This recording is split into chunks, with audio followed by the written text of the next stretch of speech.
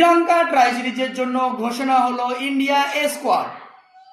দলের ক্যাপ্টেন হচ্ছেন তিলক ভার্মা এবং ভাইস ক্যাপ্টেন ঋতুরাজ গায়কোয়াড়।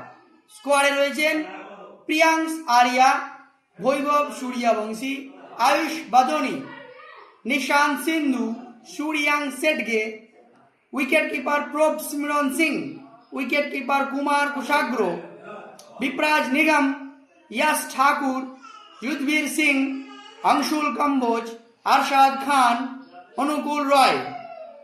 তরুণ প্রতিভা আর ভবিষ্যৎ তারকাদের নিয়ে বেশ শক্তিশালী দল গড়েছে ভারত। আপনার মতে এই স্কোয়াডে সবচেয়ে নজর কাড়া খেলোয়াড় কে হবেন? কমেন্টে জানান।